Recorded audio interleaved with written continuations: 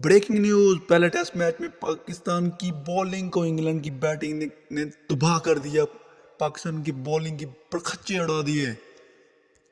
England ने पहले test में टॉस जीतकर बैटिंग करने का फैसला किया तो पहली बॉल से दोनों ही ओपनर ने पाकिस्तानी बॉलिंग के ऊपर अटैक करना शुरू कर दिया। नसीम शाह को पहले 3 ओवर में 3 चौके चढ़ दिए।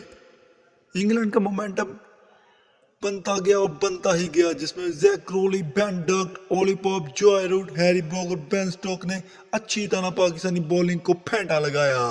जैक क्रोली जिसने 111 बॉल पे 122 रन की परख रफ्तार इनिंग्स खेली, उसके बाद बेन डक ने 110 बॉल पे 107 रन किए, ओली पॉप ने 104 बॉल पे 108 रन की इनिंग्स खेली, जॉय रूट 31 बॉल पे 23 रन करके गए, हैरी ब्रोक ने 81 बॉल पे 101 रन की इनिंग्स खेली और कैप्टन बेन स्टोक ने 15 बॉलों पे 34 रन कर डाले।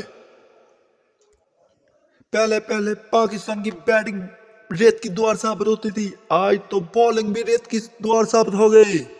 पाकिस्तान बॉलर की बात की जाए तो नसीम शाह ने 15 ओवर में 96 रन दिया। मोहम्मद अली ने 17 ओवर में 96 रन दिया। मोहम्मद अली जो कि इस मैच में डेब्यू कर रहे थे, उन्हें भी काफ़ी ज़्यादा वो एक्सपेंसिव रहे। हार्ड श्रफ जिन्होंने 13 ओवर में 78 रन दिए, वो भी इस मैच में डेब्यू कर रहे थे। इसके अलावा जाहिद महमूद 23 ओवर में 160 रन और 2 विकेट हासिल किए और ये भी डेब्यू कर रहे थे। इसके बाद आगा सलमान जिन्होंने 5 ओवर में 38 रन दिए। इसके बाद सऊद शकील जिन्होंने 2 ओवर में 30 रन दिए। ओवरऑल पाकिस्तान इस टेस्ट मैच में सिर्फ तजर्बा करता नजर आया। फर्स्ट क्लास क्रिकेट में अबरार की बेहतरीन परफॉर्मेंस के बावजूद जाहिद महमूद को क्यों दी गई जगह, इसमें क्या वजह थी? स्टेडियम में पाकिस्तानी अवाम गुस्से से बेगौला होके गुस्से से तबाह हो गई स्टेडियम से।